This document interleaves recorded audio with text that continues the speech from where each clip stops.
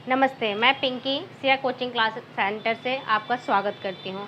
जैसा कि आप लोग जानते हैं कि कल 12th क्लास का पॉलिटिकल साइंस का एग्ज़ाम है, तो मैं कोशिश कर रही हूँ कुछ पॉइंट्स आपके सामने लाने की। तो अगर आप लास्ट टाइम में उनको अच्छे से रिवाइज़ कर सकते हैं तो आप कर लीजिएगा, बहुत अच्छा स्कोर कर सकते हैं। तो चलिए हम स्टार्ट करते हैं। देखिए, आप जानते हो कि ये हमारा महत्वपूर्ण पॉइंट बता रही हूँ मैं आपको, ठीक है। लास्ट टाइम में आपको पढ़ने से क्लियर हो जाएगा। देखिए क्या कहता है, फर्स्ट पॉइंट हमारा सोवियत प्रणाली। सोवियत प्रणाली क्या है, आप जानते हैं सोवियत प्रणाली क्या है? आई होप इससे पहले आपने एक चैप्टर पढ़ा होगा, दो ध्रुवीयता का अंत। दो ध्रुवीयता का अंत क्या था? ये सोवियत प्रणाली हमारी उसी से रिलेटेड है। एक उसमें संयुक्त राज्य अमेरिका था और दूसरा हमारा क्या था, सोवियत संघ था। जो संयुक्त राज्य अमेरिका था और जो सोवियत संघ प्रणाली थी, इसमें क्या हुआ, दोनों के बीच शीत युद्ध वगैरह हुआ था। ये चैप्टर आप लोगों का कर चुका था, इसमें से ज़्यादा बोलना नहीं है।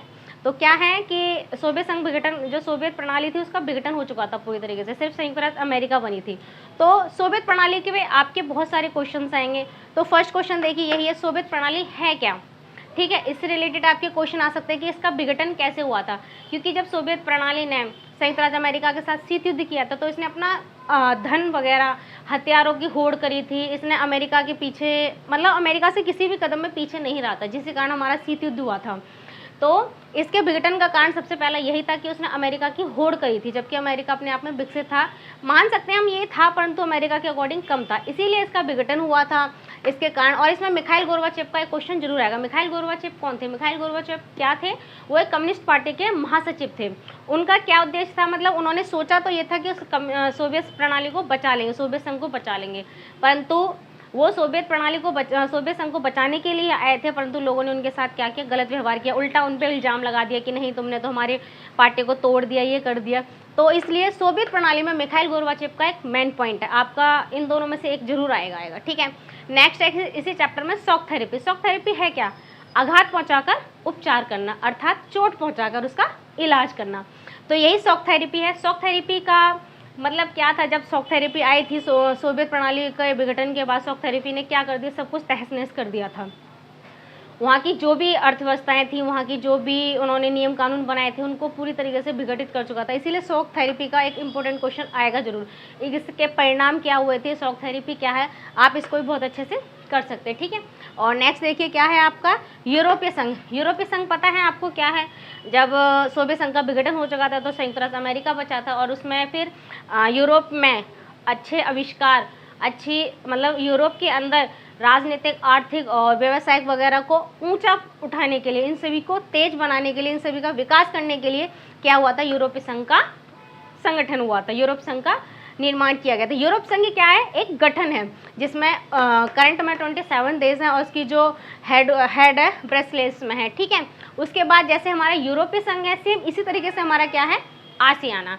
आसियाना भी क्या है, ये 1967 अगस्त में बना था। करंट में इसमें स्टार्टिंग में इसमें कितने थे, 5 देश थे, लेकिन बाद में अभी जो इसमें 10 देशों को नियुक्ति मिली थी, वो 10 देश इसके स्थायी सदस्य हो चुके हैं। भारत क्या है, जिस तरीके से यूरोपीय संघ आसियान है, उसी तरीके से भारत भी, ये ऑलरेडी हम कह सकते हैं कि पूरे अच्छे से संगठन, लेकिन भारत एक क्या है, विकसित हो ही नहीं है, विकसित होने की ओर अग्रसर है। जैसे संयुक्त राज्य अमेरिका पूरी तरीके से विकसित हो चुका है और हमारा भारत देश विकासशील की अग्रसर है, मतलब विकासशील की राह पर है, वो धीरे धीरे विकसित हो सकता है। तो हमारा भारत देश 5वीं बड़ी अर्थव्यवस्था में से फर्स्ट है, मतलब जो 5वें नंबर पर अर्थव्यवस्था आती है उसमें से हमारा भारत देश है, ठीक है। उसके बाद रूस। आई होप आप लोग रूस के बारे में अच्छे से जानते हैं कि संयुक्त राज्य अमेरिका के बाद अब रूस भी है, जो एक बहुत बड़ी महाशक्ति के रूप में बनकर उभर रहा है, ठीक है। उसके बाद देखिए इसी चैप्टर में हमारा था एक 9/11। आई होप आप लोगों ने बहुत अच्छे से पढ़ा हो। 9/11 और एक है हमारा 26/11। इन दोनों में से ये क्या थे, हमारे आतंकवादी घटनाएं थी, आतंकवादी हमले थे, और इनमें से क्या हुआ था, कोई एक आपका जरूर आ सकता है। तो देखिए 9/11 क्या था, आई होप आप अच्छे से जानते होंगे, नहीं तो आप एक बार देख लीजिए। देखिए 9/11 क्या था कि संयुक्त राज्य अमेरिका में 4 विमान थे जिनको आतंकवादी उड़ाकर ले गए थे, ठीक है। उसमें से क्या हुआ था, जो 2 विमान थे उन्हें वर्ल्ड ट्रेड सेंटर पर गिराया गया था, और जो तीसरा विमान था वो पेंटागन में गिरा था, जो चौथा विमान था वो पेंसिल्वेनिया के खेत में जाकर गिरा था। तो उसमें कोई इतना नहीं हुआ था, लेकिन जो 2 वर्ल्ड ट्रेड सेंटर पे गए थे उन्होंने बहुत ज़्यादा नुकसान किया था। उसके बाद सेम ऐसा ही एक ये 26/11 हमारे भारत देश में होता, और भारत देश में कहाँ पर हुआ था, मुंबई के अंदर। मुंबई के अंदर कौन आया था? लश्कर तैयबा आया था। इसने 4 दिनों तक गोलीबारी करी थी। सोच सकते हैं आप, 4 दिनों तक गोलीबारी करी थी। बहुत जान मान की हानि वगैरह हुई थी। और उसके बाद देखिए, अगर इन पॉइंटों में से कुछ भी आता है तो आप आई होप बहुत अच्छे से कर सकते हैं।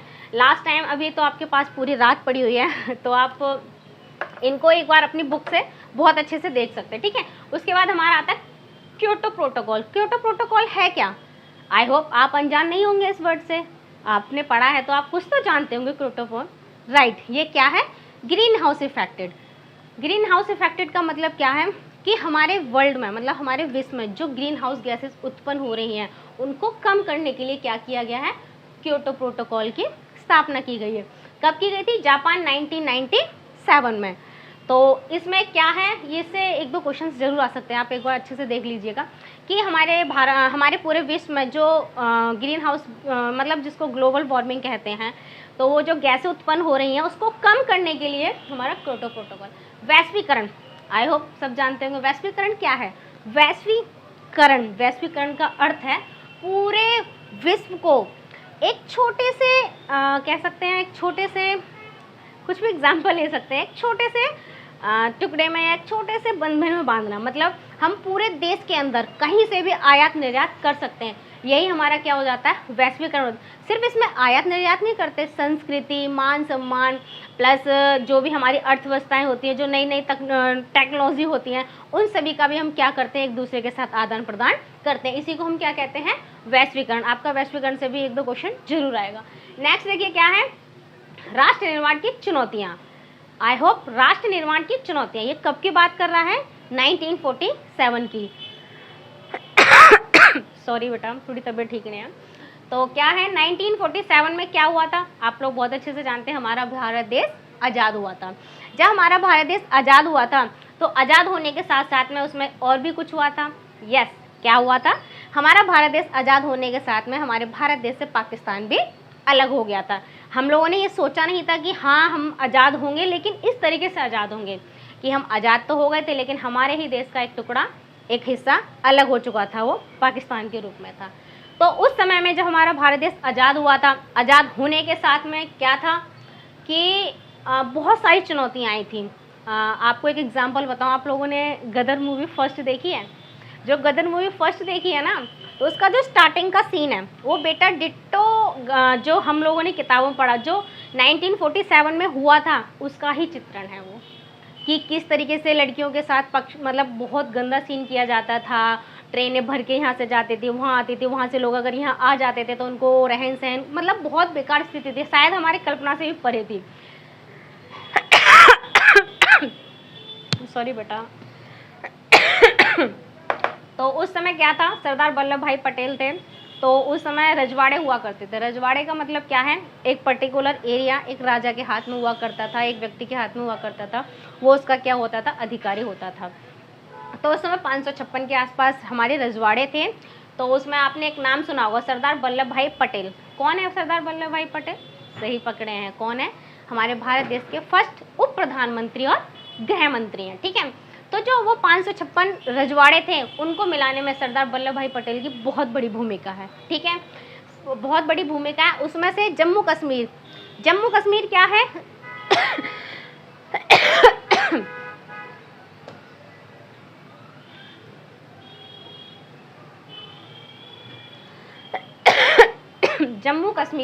जम्मू कश्मीर का मुद्दा आप लोगों ने सुना होगा, अभी 2019 में आया था कि जम्मू कश्मीर से धारा 370 हटा दी गई है। उसका अर्थ क्या था कि उससे पहले जम्मू कश्मीर के अंदर ना मतलब भारत के अदर राज्य ना वहाँ प्रॉपर्टी ले सकते थे, वहाँ का संविधान अलग था, वहाँ की त्योरी नागरिकता थी। तो इस तरीके से वहाँ से 370 धारा हटा दी गई है। उसके बाद से जम्मू कश्मीर अब हमारे ही राज्यों की तरह है। उसके बाद नीति आयोग है। नीति आयोग क्या है कि पहले पंचवर्षीय योजनाएं होती थी। पंचवर्षीय योजनाओं में क्या होता था कि 5 वर्ष के लिए एक नियम, एक कानून धारण किया जाता था कि हाँ हम इन आने वाले 5 वर्षों में ये से ये कार्य करेंगे। जो फर्स्ट पंचवर्षीय योजना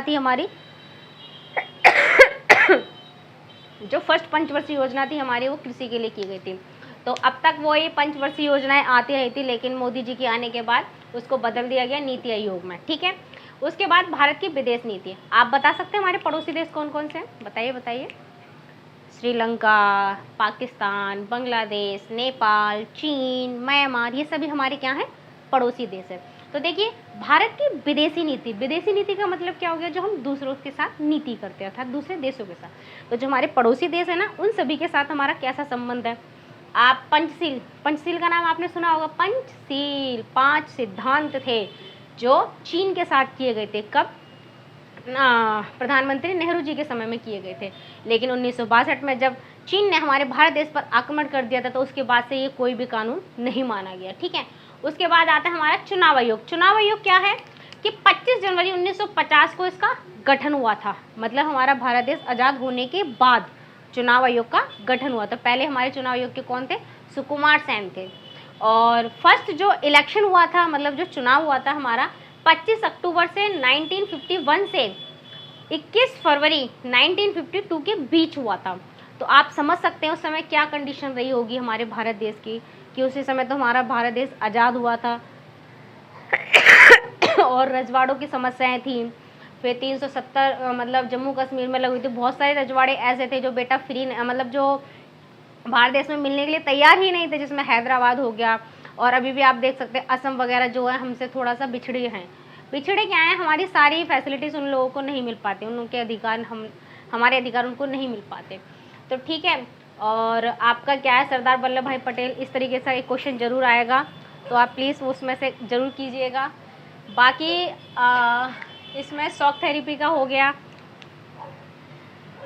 आई होप आप एग्ज़ाम में जाने से पहले अगर ये क्वेश्चंस कर सकते हैं तो उम्मीद है कि आप अच्छा स्कोर कर सकते हैं, क्योंकि काफ़ी मेन पॉइंट्स हैं जिसमें आपका कवरअप हो जाएगा। आप इनको एक बार अपने सिलेबस में अपनी नोटबुक्स में देख सकते हैं कि आपने किस किस तरीके से किया है। उम्मीद करती हूँ आपको ये मेरे पॉइंट्स अच्छे लगेंगे। और प्लीज़ एग्ज़ाम में जाने से पहले इनको एक बार देखिएगा। और अगर आपको वीडियो अच्छी लगती है तो प्लीज़ लाइक एंड सब्सक्राइब कीजिएगा। Thank you.